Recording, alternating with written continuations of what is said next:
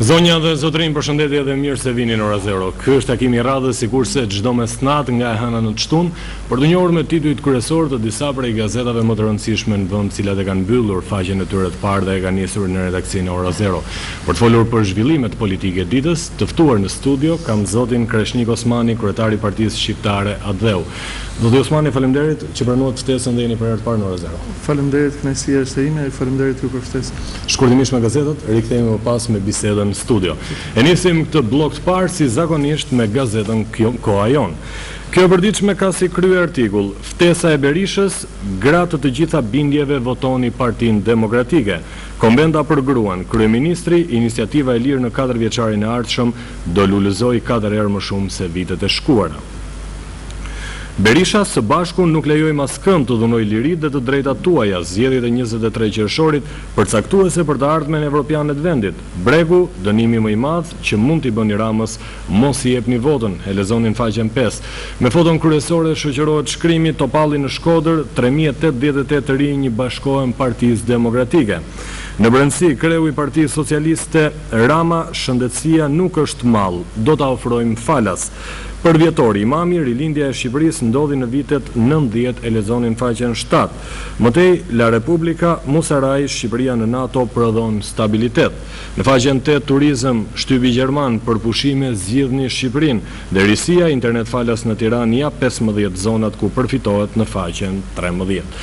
Shkurtimisht përfundua me Koha Jon, sigurse do të vijojmë ndërkohë me të përditshmen Shqip. Ballina e gazetës Shqip. Përmbyset mazhoranca në Tiranë. Basha tenton të mbaj me forcë Kosovrastin, i vë drynin bashkisë. E Majta merr kontrollin e Këshillit Bashkiak të kryeqytetit, Aldrin Dalipi zgjidhet kryetar 4 orët e tensionit. Mëtej, 1 në 3 familje shqiptare është me borxhe, raporti i Bankës së Shqipërisë, 1/3 e huave për konsum, të tjerat për strehim dhe biznes. Në faqen 7, ndryshimi i kushtetutës del blov, gjyqtarët kanë ende imunitet. Vjem faqen 4, analiza si ndahen mandatet e Tiranës sipas rezultateve në 2009 dhe 2011. Në faqen 6, 2 deputet padisin Gens Pollon për shpërdorim detyre. Po në Shqip Kultur, historia e teatrit kombëtar e fshehur pas veshjeve. Se i përket opinioneve dhe analizave, nga Artan Mullaj në faqen 8 do të lexoni administrata e Saliut në ikje. Nga Igli Totozani, gratë në vendimarrje në faqen 9 dhe Shqipni Tavolinash nga Artan Lame po sikur në faqen 9 sërish. Vjon dhe suplementi ndryshe në brendësi të Shqip. Dalemi tek shqiptaria.com. Editoriali shqiptaria.com. Lulbasha në gjyq, Partia Socialiste na mbylli derën. Kryebashkiaku urdhëron ndërrimin e Bravës në sallën e mbledhjeve. Këshilltarët e Partisë Socialiste dhe Lëvizjes Socialiste për Integrim shkarkojnë si kryetar të Këshillit Bashkiak Njazi Kosovrastin dhe emërojnë Aldrin Dalipin. Të dy palët akuzojnë njëra tjetrën. Po në shqiptaria.com, intervista Lisiem Bashkurti, pse dështuam në negociatat me Edi Ramën, diplomati i AK-s, pakt politik për arrestimin e Sali Berishës. Mëtej, televizionet digjitale, Taulant Balla çon në prokurori Gens Pollon. Në brendësi listat, Berisha tradhton Kollesin zgjedh ndokën. Ekonomi, borxhi shqiptar rritet me 2.5 milion euro në ditë në faqen 2. Dhe KQZ, Aleanca Popullore, PDU, agresion hileqarësh. Mëtej në shqiptaria.com, editorial nga Anila Basha, të jesh gazetar në faqen 8. Vjojmë ndërkohë me Standard. Krye artikulli, sondazhi i anglezit, shqiptarët populli që binte më shumë në sy, shoqërohet me foton kryesore, sikurse vihet re qartësisht nga grafika. Në brendësi, kronika e ditës, kombenta për gratë, Berisha, zonja nuk kthehet mbrapa, fitoria në 23 qershor në duart tuaja. Internet falas, 15 zona shërbim wireless së shpejti në të gjithë Tiranën. Dhe spaju Ramës, AK, opozita e vërtet, pas 8 vitesh sërish i dyti ngele. Vjem sërish me politik. 3088 rinj bashkohen Partisë Demokratike, Topalli, uragani fitores fillon nga Shkodra. Në rubrikën ide dhe debate nga Artan Fuga do të lexoni cilët janë deputetët e ardhshëm. Ishin këto dhe titujt e Standard, i lëm radh Tirana Observer. Editoriali Tirana Observer shkarkohet në korridor Kosovrasti, bashkia kishte kyçur sallën e Këshillit Basha mbledhja e paligjshme. Incidente në votimin e kreut të ri të Këshillit Bashkiak Tiranës, PS-LSI zgjedhin Aldrin Dalipin. Në faqen 5 dritan Prifti, Rama nuk e mbajti premtimin, PS-n tani e drejton Meta. Intervista, kam pasur oferta nga Partia Demokratike, por nuk pranova. Duhet rotacion. Ndalemi më tej në këtë të përditshme, Dojaka fiton përballjen e parë me Idrizin në KQZ.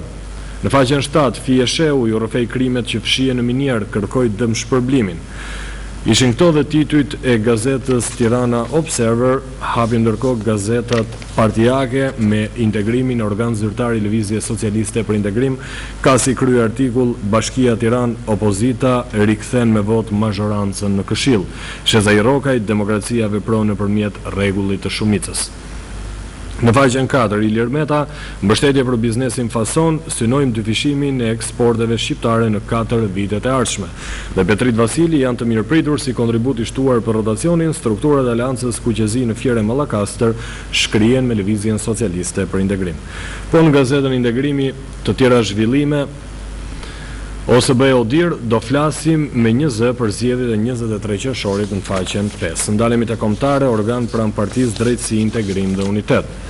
Kombëtare ka si krye artikull Bashkimi Ekonomik Shqipëri-Kosovë garanci për tregun. Mëtej, Thaçi, mirëpresim angazhimin e Serbisë për zbatimin e marrëveshjes dhe lista studentët e infermierisë që duhet i nënshtrohen provimit shtetit në faqen 11. Po në këtë të përditshme speciale, Kosta Papa Tomori, Prifti që u dënua me vdekje vetëm se rrëfeu masakrat greke. Dokumentet, Noli dhe Konica, kauza e një Shqipërie të pavarur. I lëm radh gazetës parafundit, respektivisht 55. Krye artikulli, Rama njerëzve, ju s'dini të pyesni, kreu i Partisë Socialiste ka nisur të kuptoj se me gjithë marrëveshjet imorale me kundërshtarët politik, fraksione komuniste apo krah politike të bandave s'ka asgjë në vijë për t'i fituar zgjedhjet. Vion më tej ky shkrim në brendësi të 55, më tej fakti pas postimit në listë, Shegushe Ligori deklaron tërheqjen nga politika. Dhe Rama provokacion me dhunë antiligjore në Këshillin Bashkiak, e lexoni në faqen 4. Në faqen 3, Berisha, fitoreja e Partisë Demokratike ka një emër, grua, zonjë, vajzë, zonjush. Të rinjt uragani fitores Partisë Demokratike në 23 qershor, kryetare e Kuvendit Josefina Topalli shpërndau kartat e antarësisë për mbi 3088 të rinj të antarësuar në forumin rinor të Partisë Demokratike në Shkodër. Ne mbyllim këtë blok të parë me gazetën e Republika. Kjo e përditshme ka si krye artikull Kreshnik Spahiu, Rama bën lojën e Berishës. Mëtej, këshilltarët e Majt improvizojnë mbledhjen për të shkarkuar kreun e Këshillit Kosovrasti, debatet dhe batutat. Ndërkohë, po në gazetën Republika, mbledhja e KLD-s, presidenti Nishani, gjyqtarët abuzues, penalizimet të ashpra. Monitorimi i zgjedhjeve ose BE-ODIR riaktivizojnë paktin, flasim me një zë në faqen 4, së fundmi mbahet ceremonia e instalimit të shërbimit të internetit në disa pika kryesore të Tiranës. Me Republikën nderuar miq, sikur se thash, përfunduam pasqyrimin e titujve kryesor të gazetave që kishin mbërritur deri në këto çaste në redaksinë Orës 0. Rikthehemi ndërkohë në bisedën në studio me zotin Kreshnik Osmani, kryetar i Partisë Shqiptare ADDHEU. Zoti Osmani, një pyetje që besoj do t'i vinte ndërmend të çdo qytetari të bombarduar nga idetë që spektri politik shqiptar është i tembushur me parti politike, është kur dihet se kodi zgjedhor nuk i favorizon partitë e reja. Ju pse krijuat një parti? Përshëndetje, fillimisht do doja të falenderoj ju personalisht dhe ekranin e UTV-s, cilët treguan sot se ka ende një fije shpresë që në këtë vend të funksionoj ajo që quhet demokraci apo ato që quhen rregullat e lojës demokracisë. Ju falenderoj për hapësirën mediatike që krijuat për një parti dhe për një formacion të ri politik i cili po bëhet gati të hyjë në garë. Falenderoj dhe juve që pranovat ftesën. Ishte kënaqësi. Për të kthyer tek pyetja juaj, është normale që njerëzit të pyesin dhe të ngrenë pyetje, cila është arsyeja që hapen formacione të reja politike. Pikë pari duhet të them se Partia Shqiptare ADDHEU është një formacion që nuk është hapur tani, është një formacion i cili është hapur para 8 viteve, por që nuk ka qenë e mundur që ajo të integrohet apo të penetrojë në tregun politik, në tregun e ashpër politik shqiptar. Për arsye nga më të ndryshmet, dhe kjo ishte arsyeja që ish themeluesi i partisë, zoti Shaqiri, më harroi 8 vite, tha po ja lëm stafetën zotit Osmani, u zgjodhëm dhe unë po përpiqem të ndërtoj dhe ta çoj përpara atë hap që u hodh më përpara. Nëse do të pyesim a ka nevojë për parti të reja politike, duhet të ngrem dhe një pyetje tjetër shumë të rëndësishme. A janë gjërat perfekte në këtë vend, pra që nuk ka nevojë, nuk është e nevojshme lindja e diçka e tre? Çfarë i mungon asaj që unë e quaj një gamë të gjerë partish në politikën shqiptare që nuk e përfaqësojnë dhe e përfaqësoni ju? Demokracia është atill që ka nevojë për rotacion. Demokracia është e atill që nuk mund të funksionojë nëse nuk funksionon qarkullimi i atyre që quhet qarkullimi i elitave. Demokracia nuk funksionon nëse nuk ka fytyra të reja. Demokracia nuk funksionon nëse nuk ka ide të reja.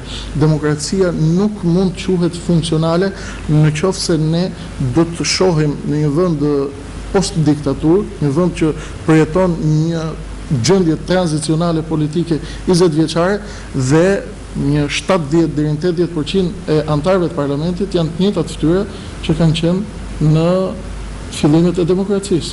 Janë po të njëjtat analistë që shohim në studio televizive, janë të njëjtat fytyra të cilat shohim në studio televizive. Dhe kjo është një nga arsyet. Një nga arsyet. Arsyet e tjera janë sepse pjesa më e madhe e shqiptarëve kanë humbur shpresat. Kanë humbur shpresat ke aktualiteti, ke realiteti politik dhe ne vim për të ofruar një produkt politik, kemi nevojë për vitrin, kemi nevojë për treg, ku të trajtojmë, ku të tregtojmë mallin ton politik dhe nëse do të na hapet ky treg, ne do të ofrojmë produktin politik për cilin nuk ka asnjë dyshim që do të jetë konkurrues në mënyrë do kemi kohë sigurisht të flasim dhe për produktin politik që ju do t'i ofroni shqiptarëve, por një pyetje që më ka ardhur dhe nga shikuesit dhe për të qartësuar pozicionin tuaj. Partia Shqiptare Dheu është në koalicion parazgjedhor me Partinë Socialiste. Për çfarë arsyesh? Zgjodhët të jeni në koalicion parazgjedhor me Partinë Socialiste dhe u bë themi një nga 39 vagonët e lokomotivës që quhet Partia Socialiste. Pari, aktiviteti i parë i Partisë Shqiptare Dheu i asaj që riaktivizim, integrim në tregun politik shqiptar ka ndodhur përpara një viti e 2 muajsh, pra në marsin e vitit kaluar. Ka patur aktivitete në disa rrethet ndryshme të Shqipërisë. Janë mbushur salla të cilat partitë e vogla nuk i mbushin dot dhe kemi pasur një neglizhencë totale dhe një bojkot total të mediave për arsye se askush nuk e dinte se ne do të anonim në këtë apo në atë anë politike. Të gjendur përballë kësaj situate, të gjendur përballë këtij realiteti të dhimbshëm, shumë pak muaj përpara se të vendosnin për të bërë pjesë e këtij apo atij koalicioni politik, vëmë re se përballë kemi 2 alternativa. Pra, kemi qenë të lëkundur. Jo, kemi qenë në gjendje studimi. Një parti politike analizon aktualitetin politik, analizon kampet politike, analizon ofertat politike që sjell kampi i majt dhe kampi i djathtë për shqiptarët dhe në funksion të këtij kodi të gatuar po nga këto dyja parti, të cilat nuk krijojnë asnjë lloj hapësire për propozuar nga Partia Socialiste, por gjithsesi. Ajo mund të jetë e propozuar nga kushdo, gjithsesi guzhinjerë janë të dyja palët. Të dy i kanë dhënë një të rrotulluar me çorbës, nëse do ta quajmë ashtu. Pra, të gjendur në këtë pozicion, ne nuk jemi forcë politike e cila beson tek anarshia, beson tek revolucioni, tek mosbindja civile, janë këto hapësira demokratike të cilat demokracia na i ka dhënë dispozicion. Një kod i mirë, i keq, ashtu siç është gjusmak çereksh, ne jemi të detyruar të bindemi dhe jemi të detyruar që të bëhemi pjesë e lojës politike, brenda kësaj logjike, brenda këtyre rregullave të lojës. Duke e parë këtë situatën, shikojmë një kamp demokratik, një kamp të djathtë për cilit ne vim të lodhur, të raskapitur, i pa aft për të evidentuar lëvizjet e reja politike të dalan treg, i pa aft, i debul për të evidentuar realitetin, aktualitetin politik në Shqipëri, i fryrë dhe i tej fryrë nga një megalomani e Thoni që ju ka munguar oferta nga Partia Demokratike? Jo, absolutisht nuk është kjo. Vija logjike, po? Jo, nuk është kjo vija logjike. Sepse do ta shpjegoj cila është arsyeja që nuk është kjo vija logjike. Një kamp i cili kamp politik, një ekip politik i djathtë, i cili ka 8 vjet në pushtet, i cili bëhet gati sipas pretendimeve të tyre qeverisë për një mandat tret, sepse don t'i afrojë shqiptarët dhe t'i çojë përfundimisht në Europë. Ky kamp, i cili nuk është në gjendje të evidentojë ekipe dhe formacione dhe prurje të reja në politik, është një kamp politik i cili nuk ka më ç'sjell, nuk ka më ç'ofroj. Çfarë keni fjalën konkretisht? E kam fjalën për një parti si partia jonë, si partia shqiptare Adveu. Ju ka munguar oferta, ju thatë jo. Ndërkohë, kjo pas ka qenë. Jo. Ka munguar evidentimi, ka munguar dëshira për t'i hapur rrugën reklamimit dhe për t'i hapur ekranet, studiot, për t'i hapur mundësit e daljes në skenë. Nuk ja pas Partia Socialiste as Partia Demokratike. Tani ne s'do bëjmë shaka se ne dim si funksionon demokracia në Shqipëri. Në koalicion me Partinë Socialiste, përse nuk janë hapur studiot themi të shtypit dhe të televizioneve që janë majtas? Problemi atyre është kjo është një nga fatkeqësitë. Sepse ju shqetësimin e ngrihet në tërësi për median dhe unë ju mirë kuptova, por është nga fatkeqësitë të majtës, nuk e përjashtoj unë të majtën nga kjo. Këtu ka një monopol bipolar i komanduar rreptësisht nga dy forca të mëdha politike dhe të vegjëlit duhet stacionohen në mënyrë të padiskutueshme në njërin apo tjetrin kamp për të ofruar dhe për të tregtuar produktin e tyre dhe ofertën e tyre politike. Cila është oferta dhe produkti? Cila është arsyeja që neve nuk shkuam në kampin e majt sepse u joshëm nga pushteti? Marrëveshja dhe takimet e mia me zotin Rama kanë qenë përpara se anija të batohej. Takimet e mia dhe diskutimet dhe bisedat e mia me zotin Rama kanë qenë përpara se të flitej për rikthimin e Ilir Metës në kampin e majt.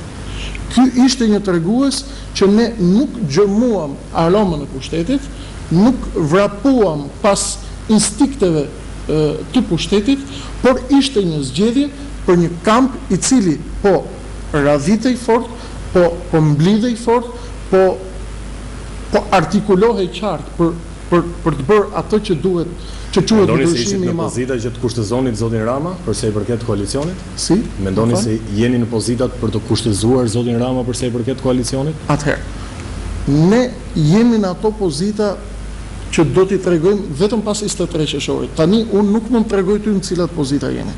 Kjo është ja më mirë dhe jemi në të paktët që e artikuloni në këtë formë studio.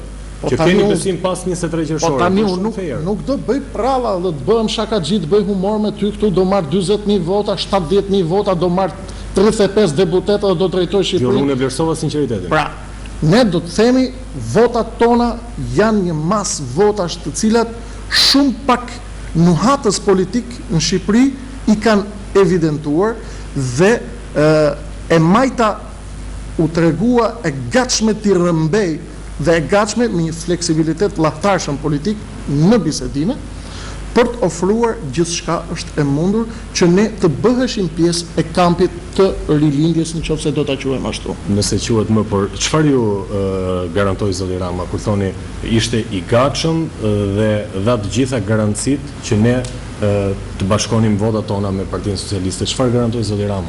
Zoti Rama garantoi kundrejt partisë ju drejtoni. Do t'ju krijoj të gjitha mundësitë që vota juaj të numërohet numër 1. Kjo është aja e demokracisë që është turp të diskutohet dhe ne vazhdojmë ta diskutojmë sot në Shqipëri. Ne jemi vend që është antarësuar në NATO, ne jemi vend që po pret firmosi 3 ligjet dhe të integrohet në BE, ne akoma sot diskutohet në studiet më elitare, në diskutimet më elitare të debatit politik në Shqipëri, ende sot diskutohet kush do i arruaj votat. Keni drejt. Debati politik flitet për Europë, flitet për euroatlantizëm politik, flitet për orientim, flitet për Bruxelles, flitet për Gjinushi nuk thot, zoti Gjinushi thot nuk është problemi si votohet, problemi është si numërohet. Atëherë, zoti Gjinushi është matematicien i mirë dhe ai bën llogaritë mirë normalisht. Problemi është që këtu mungon tërësisht fryma euroatlantizmit të trumpetuar politik. Dhe këtë ju ka siguruar zoti Rama. Zoti Rama nuk ka çfarë të siguroj, ne jemi ato që duhet ofrojmë çfarë fuqie kemi dhe çfarë aftësie kemi për tu. Po e përsëris për herë të tretë pyetje. Cila është vitrina politike? Neve nuk se të përdorëm këtë term dhe ju azova ju. Nuk kemi bërë pazar politik me Ramën. Po e them në studion tënde, çfarë ofron? Unë kur nuk kam shkuar si Parti Shqiptare Adeu për të bërë pazar me Ramën, çfarë do na japësh, a do na fusësh në listë, a do na qisësh prej liste. Ne kemi thënë, duam të marrim vesh, na japësh një garanci të vetëm, të marrim vesh sa vota do të marrim në Republikën e Shqipërisë. Në qoftë se na garanton këtë, ti ke garantu standardin numër 1 të demokracisë që ne të tregojmë se sa vota do të marrim. Partia është e shtrirë në 12 qarqet? Partia është e shtrirë në të 12 qarqet dhe janë pritshmëritë tuaja? Nuk diskuton vot, diskuton numrimin e votës. Cilat janë pritshmëritë tuaja? Pritshmëritë tona janë të atilla që pas 23 qershorit në kampin e majt, në ato që quhet koalicioni Alianca për Shqipërinë Evropiane, ne do të jemi parti e tretë. Mënyrë pa diskutueshme. Pra, në një llogari të thjesht është Partia Socialiste, Lëvizja Socialiste për Integrim Partia e dytë dhe ju thoni përpara partisë së zotit Gjinushi dhe zotit Milo. I uroj të gjithë kolegëve që janë dhe përpara partisë së zotit Dule, e cila përfaqësohet në parlament. Unë i kam studiuar votat që i kanë marrë ato në 2009, se i referohen zgjedhjet parlamentare 2009, nuk mund t'i referohemi për arsyet që dihen votave të zgjedhjeve lokale. Sigurisht.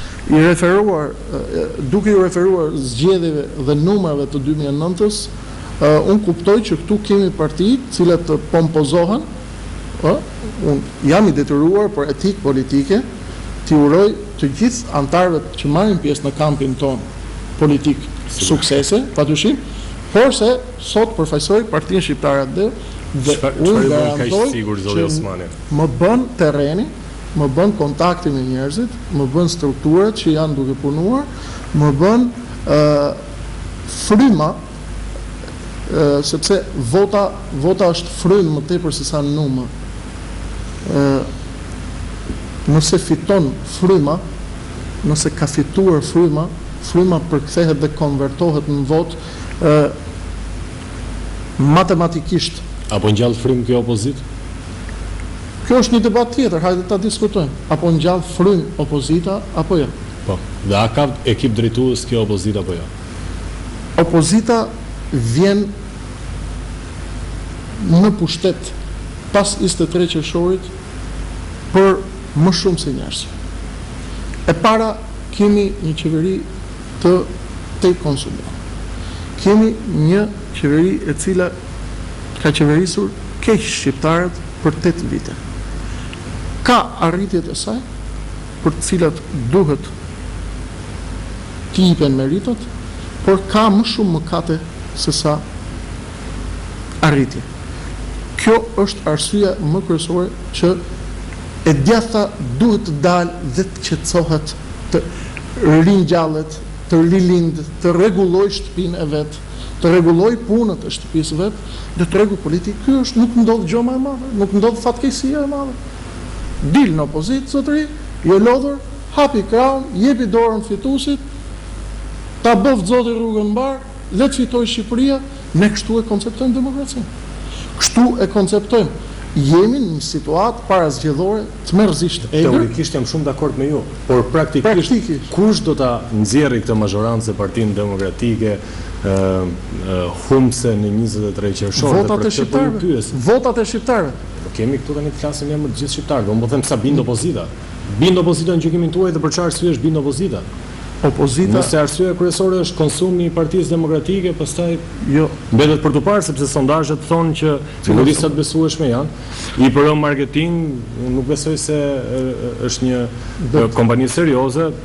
Koalicionin e nxjerr fitues, por Partinë Socialiste e nxjerr më dobët se Partia Demokratike. Ndërkohë që në 8 vite pushtet, sikurse e thoni dhe ju, duhet kishin një ndryshim të jashtëzakonshëm. Të ndjek në mos çdo natë një herë në 2 net ty dhe emisionin tënd, dhe e di që ke nuhatje të mira dhe je ndjekës i mirë i politikës. Por për t'ju kthyer sondazheve, nëse ka një emision më qesharak në Shqipëri, është ai që quhet rubrika e sondazheve.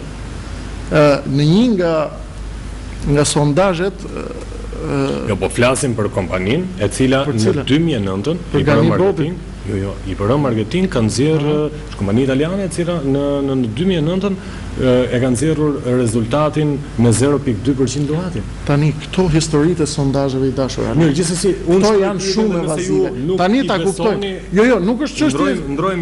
Nuk është problemi i besoj apo se besoj. Ne e kuptojmë sepse merremi me politikë dhe e njohim situatën politike. Sondazhet kanë efekte psikologjike për të orientuar masat dhe për të orientuar votuesin. Kjo është më vjetër se sa vetë bota, me fjalë. Ditën që ka dalë politika, ka lindur sondazhi. Sondazhi është përpjekje për të orientuar psikologjikisht votuesin, i cili është i luhatur për të anuar nga pala që do të marrë pushtetin apo nga pala që do të dalë humse nga zgjedhjet. Kjo është efekti i sondazheve. Sondazhet e vërteta janë ke kutia në datë 23 qershor. Ato do të shohim pas 23 qershorit pastaj. Janë sondazhet dhe do të zbuloj një se s'është as sekret, në fakt. Nga bisedat e Terezës aleatëve, më tepër diskutohet administrimi i fitores se sa fitoria vetë. Që nën kupton? Që nën kupton që fitoria është e padiskutueshme tashmë, sepse janë dhe numra. Si do të ndahet torta e pushtetit? Të them një kuriozitet, Alan. Ne jemi parti. Kjo është administrimi. Kjo nuk kuptohet me administrimin. Torta e pushtetit si do të ndahet? Po administrim tani, nëse Partia Demokratike dhe zoti Berisha e ndan këtë tortën me metën që vinte nga e majta, me fjalë një qeveri e çuditshme që u mbajt herë për hatër të integrimit, herë për tani nëse këto gjithë nga 92 nëse gjithë këtë histori do ta konsiderojmë ndarje tortash, atëherë nuk ja vlen me u hyrë në politikë, sepse edhe ne jemi ca tipa me fjalë që kemi hyrë, të marrim një llogëm nga torta, ne nuk e shohim kështu. Nuk e shohim. Çfarë konsideroni administrim? Administrim i fitores do të thotë se i cili prej aktorëve dhe se i cila prej palëve kontribuese në fitore të jap kontributet dhe të bëj ato që din të bëj më mirë nëpërmjet programit saj, nëpërmjet segmenteve të caktuara të programit saj politik, duke i dhënë fizionominë përfundimtare qeverisë që do dalë nga zgjedhjet e 23 qershorit. Sa i përket qeverisë, i dashur Alen, Partia Shqiptare ADEU dhe në vizionin tim që kam marrë përsipër të drejtoj këtë parti, personalisht do të preferoja si parti e lindur të nisja punën në opozit. Por janë këto rregulla të mbrapshta të lojës, cilat i kanë vendosur këto dy parti të mëdha, të cilat nuk të lejojnë të rreshtohesh. Përveç se në njërin nga kampet, ose do bësh shaka politike dhe do dalësh i vetëm zgjedhje. Se kthehesh, do të thotë shaka politike. Bëhesh shaka të mbërrisësh ti. Sepse jo, kemi dy forca që kanë ta komentoj unë atë. Nuk i referohem aleancës. Nuk e kishit për këto dy forca. Jo, po flas për dikë. Edhe për ato e komentojmë nëse do të jetë e nevojshme. Sigurisht që të lutem vetëm ta mbarojmë dhe këtë të lutem. Sigurisht. Po flisnim për çështjen e shakas politike dhe dalës vetëm. Që ne preferojmë të nisim punën në opozitë. Në qoftë se këtu një vit e 2 muaj thonë. Në kryesimin tuaj partie që jeni në opozicion. Po. Kemi faktor ndërkombëtar. Zoti Arvizu, Komisioni Evropian, Këshilli i Evropës, bëjnë ftesa, seminare, workshope, trajnime, i bëjnë ftesë hapur shoqërisë civile, ngrihuni, gjeni të gjitha format demokratike për të shkret normale. Për të korrigjuar qeverisjen. Dua të them për të kontribuar në mirë qeverisjen e vendit. Nuk është vetëm për qeverisjen, ju e njihni shumë mirë botën perëndimore.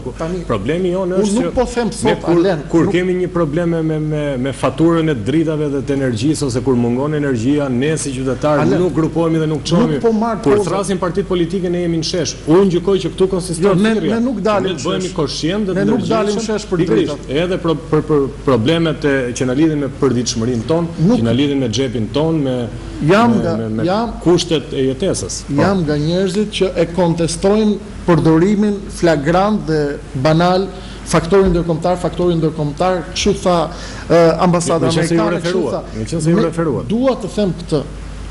To burime ndërkombëtare janë ato që në mes të ditës me diell kanë thënë nuk është problem në Shqipëri X apo Y parti, është një shoqëri e korruptuar në të gjitha qelizat e saj, që duhet korrigjuar. Ky është teksti i ambasadorit amerikan, Arvizu, para disa muajsh. Zoti Osmani, do korrigjojmë mediat me cilat e nisëm, do korrigjojmë shoqërinë me cilat e nisëm, apo do vazhdojmë me atë që keni përballë ju si opozit, kryeministrin e vendit e Partinë Demokratike? Nuk ka armiq në demokraci. Ka njerëz të cilët duhet pushojnë. Keni përballë tash, nuk kemi përballë. Fatkeqësisht këtu kemi një klim të acaruar politike. Kundërshtari politik perceptohet, konceptohet, lançohet si armik politik. Ky mentalitet nuk është mentalitet perëndimor, nuk është mentalitet modern, nuk është mentalitet europian për cilin ata ulërisin gjithë ditën. Do ja kërkoni ndonjëherë zotit Rama në ndonjë tavolinë të ngushtë që të ndryshoj sjellurën e tij, sepse evidentimi që ju bëni është i drejtë, por puna është në të dy kampet. I dashur Alen. Ne me zotin Rama nuk kemi në një afeksion spiritual apo në një love story politik. Ne kemi një marrëdhënie, një kontrat politike për cilën palët janë të detyruara të ofrojnë obligimet dhe detyrimet secila sipas. Keni besim tek zoti Rama? Ne kemi besim se e majta për momentin ka një staf, ka një frymë e cila është gati për të qeverisur dhe për të bërë ndryshime të mëdha në Shqipëri. Në qoftë se kjo e majtë do të na krijojë hapësira që ne të tregojmë dhe të masim dhe të jemi prezent me peshën tonë reale brenda kësaj të majte, ne do të ushtrojmë në mënyrë të padiskutueshme të gjithë trysninë e mundshme që do të na i krijojë prezenca jonë brenda të majtës në atë formë që do të jemi, në atë mënyrë, në atë nivel që do të jemi përfaqësimi, dhe të jeni i bindur ju dhe kushdo tjetër nga teleshikuesit tanë të nderuar se do të jemi po aq të ashpër edhe me zotin Rama sa ç'kemi qenë edhe me qeverinë e cila është duke qeverisur për momentin. Nuk kemi neve në afeksion, nuk kemi në aferë caktuar.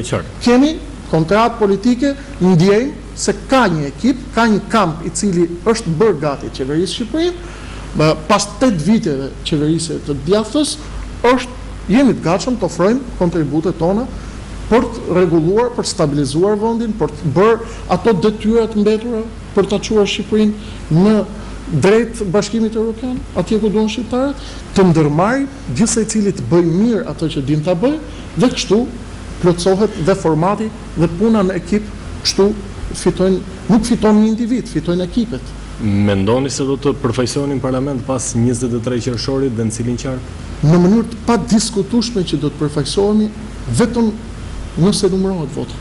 Në cilin qark apo qarqe? Minimalisht në Durrës dhe në Tiranë.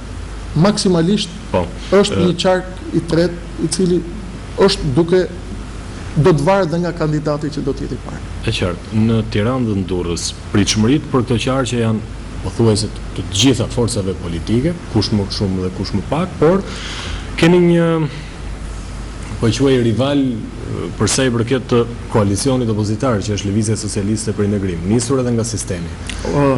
Kuptoj. Bishtat e quajtur në gjuhën popullore të partive të vogla, por edhe mbetjet e votave të partisë madhe i merr partia e dytë brenda koalicionit, çka është LSI-ja. Sa do t'ju pengoj LSI në këtë dëshirë që keni? Pikës parë kjo nuk është dëshirë, kjo është objektiv. Mos kapemi nga termi. Jo, nuk po kapemi nga terma, por thjesht korrigjim miqësor, nuk është se po du me ngecë. Është ideja, po pra. Thjesht ideja se kur shoh dëshirë në fjalë më duket pak si kështu.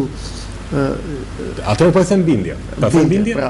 Dëshira më duket pak si adoleshente. Nga kjo bindje që keni. Nëse numërohet vota merrni 2 mandate, nga kjo bindje që keni. Ne jemi të bindur se kemi vota. Jemi të bindur dhe për një gjë tjetër shumë të rëndësishme. Nuk mund t'ja teleshikuesit t'ja shpjegojmë formulën, por është ashtu si shtat jo. Pjestohet për 2, pjestohet për 3, aleatët brenda koalicionit marrin numër tek të mandateve, fituese dhe duke u referuar kësaj, sigurisht që Lëvizja Socialiste për Integrim, duke referuar votave që ka, padyshim që ajo është favorite të marrë. Ne besojmë se në 2 qarqe mund të godasim në mënyrë të tillë që mandati jon të jetë me vota të drejtë për drejta, që quhet të jetë një sasi më madhe votash se sa ato që mendohen se mund të ketë nevojë për bishtat pasardhës. Pra, siç e the vetë, formula është e komplikuar. Ka parti të tjera. Do kaloni LSI-n me vota? Jo. Atëherë mbetet që të marrë dhe LSI deputet dhe ju deputet? Po ne kemi rënë dakord që fitoria do të jetë plebiscitare. Kemi rënë dakord që fitoria do të jetë e madhe. Kemi rënë dakord që fitoria nuk do të jetë 71-69. Nuk është, ju mund bini dakord edhe për 140 vende të parlamentit i takojnë opozitës, por flasim për llogaritë qarta dhe të thjeshta. thjeshta. Flasun tim tregove sondazhet. Unë s'dosha me hap temë sondazhes. Flas në unë për sondazhet tona? Për sondazhet tuaja. Po jeni pa besueshëm, ju më vazhdoni. Jo të mijat personale. Po pra, të opozitës, Partia Socialiste. Po pse qenë kanë sondazhet tona pa besueshme dhe sondazhet e kampit djathtë që kanë besueshme? Janë kampi djathtë. Të kujt janë? Ka dalë nga Ora News. Është televizioni kampi djathtë. Kush? Ora News. Po. IPR Marketing është kompania kontaktuar nga Ora News, po, e cila ka nxjerrë këtë sondazh që unë referova. Kush janë kriteret e sondazhit? Tani unë nuk sigurisht që janë kriteret të zbardhura. Janë të gjitha kriteret e zbardhura. Sigurisht që janë, tani nuk i perifrazoj dot unë. Nuk i duhet mos të humbim kohën me sondazhet, duhet të them që ka një frym. Ti mund të mbash oponencën në mënyrë të padiskutueshme, është drejta jote. Ti je gazetari, mbron të njëjtën gjë bëj edhe me të djathtë në studio. Jo, është absolutisht ti bën detyrën tënde, nuk është se ke ndonjë gjë personale me mua. Problemi është që fitoria e kampit majt është plebiscitare. Është e madhe. Çfarë ne kuptoni me plebiscitare? Pra, është sepse nëse e njihni këtë sistem zgjedhor, e njoh sistemin. Nuk i favorizon fitoret plebiscitare. Ky sistem zgjedhor ka mazhoranca të brishta dhe opozita bllokuese. Po ja të sjellë shembull. Sa shqiptarët votojnë. Sjell një shembull shumë të vogël. Durrësi. Durrësi është qytet që të ndërshkon, por të jep dhe fitore. Po. Durrësi është ai që e ka bër 4-4, 4-3, 5-7 kur kanë qenë Durrësi ka bër dhe 7-0. Kjo është sistemi, dakor. Kandidatët përballë njëri tjetrit, varet figurat që përzjedhin. Dakor. Atëherë, edhe duke ju referuar këtij sistemi, po të zbresësh poshtë në popull, po të zbresësh tek njerëzit, po të zbresësh tek shqiptarët e thjeshtë, ka disa arsye. E para është ajo pjesa, kategoria e njerëzve që i ka ardhur shpirti nonës majt hunës. Ta flasim popullorçi. Është kategoria e dytë e cila vrapon pas pushtetit sepse rron interesat e veta. Është dhe kategoria e tretë e cila thot më mirë të shkojmë me fituesin se sa të ngelim me humbsin. Dhe është ajo kategori e cila i përket kampit të djathtë dhe sot punon për të çuar vota majtës dhe deklaron vot majtas, por heziton ta shpreh në publik sepse rreziko vendin e punës. Në mënyrë si e tregoni duket si skenar, zoti Osmani. Jo, skenar, ky është realiteti. Ky është realiteti. Tani ne jemi çdo ditë, çdo minutë jemi në kontakt me njerëzit. Njerëzit thonë këtë, një pjesë janë mërzitur, një pjesë janë trishtuar, fukaralliku ka mrit aty ku nuk mba më, listat janë aty ku nuk mba më, situata e drejtësisë, e gjykatave është nuk mban më, institucionet, pavarësia e institucioneve tani mos i marrin gjitha me radhë, ka prirje për një autoritarizëm ekstrem të zotit Berisha, ka prirje për të ushtruar një lloj kontrolli të padiskutueshëm përmbi të gjitha institucionet, e duam presidencën, e duam prokurorinë, zoti Rama jep garanci që nuk do të sillet në këtë formë. Po le të sillet ndryshe dhe do të dalim në hap ti në stokë studio jote ti bim dhe Ramës. Zoti Osmani Dhe për unë ta të jap mbyllur. fjalën. Jo. E qartë. Dhe do t'japim argumentet mjaftueshëm. Shtyllat bazë, meqense jemi edhe në limitat kohore, shtyllat bazë të programit tuaj. Shtyllat bazë programit ton janë 3. Drejtësi, siguri, ligj, barazmirëqenie ekonomike. Shpërndarja, mënyra e shpërndarjes. Ka 3 format mënyrës shpërndarjes dhe të mënyrës qeverisjes. E mira e përpjestueshme, e keqja më e vogël dhe e mesmja e artë. Nuk ka situata ideale, ka politik, ka njerëz që gabojnë dhe funksionojnë sakt. Të paqtojmë shqiptarët në mes njëri tjetrit. Të sigurojmë ligj, drejtësi, sepse ligji, drejtësia prodhojnë siguri dhe siguria prodhon zhvillim ekonomik. Pa këto shtylla tjerat janë prava me mbret. Demagogji dhe histori pa asnjë kuptim. Këto janë themelet. Drejtësia është themeli i pushtetit. Në qoftë se do të formatizojmë një opozit e cila do të vërë pikat për mbi këto themelet të pushtetit, mbi këto themelet të demokracisë, mbi këto themelet të parlamentarizmit, të qeverisjes, do të arrijmë që të performojmë europianisht, do të arrijmë të performojmë një qeverisje sipas frymës e euroatlantizmit politik të trumpetuar për 22 vitesh tranzicion në Shqipëri. Është e vetmja mënyrë dhe e vetmja rrugë për të nxjerrë shqiptarët nga bataku ku e ka futur politika deri sot. Rritja e konkurrencës brenda kampeve politike, rritja e ofertave politike në tregun politik, sjell rritjen e konkurrencës politike dhe rritja e konkurrencës politike në mënyrë pa diskutueshme ofron produkt politik cilësor, sepse nëse nuk e bën Alen Xhelili mirë këtë punë, vjen një Alen tjetër dhe ulet në vendin tënd. Nëse ditën që vdes, ndërsa ditën që vdes konkurenca, ka vdekur dhe demokracia. Ky është vizioni me cilin ne shkojmë drejt qeverisjes së shqiptarëve në vitet e ardhshme. Kush do të lëviz brenda këtij itinerari politik, brenda kësaj logjike, brenda kësaj kornize, brenda kësaj tabloje politike, do të ketë mbështetjen dhe përkrahjen tonë. Nëse jo, në rast të kundërt, do të përballen me të njëjtën sasi agresiviteti politik, jo personal, për deviacione cilat nuk i meritojnë shqiptarët. Duhet shpresë, këta e kanë vrarë shpresën e shqiptarëve, ajo duhet të lindur, atë do të rilindin njerëz të cilët nuk kanë qenë, nuk vinë nga dy kampet politike, nuk kemi hapur formacione politike as për hatërmbetje, as nuk vinë nga një formacion.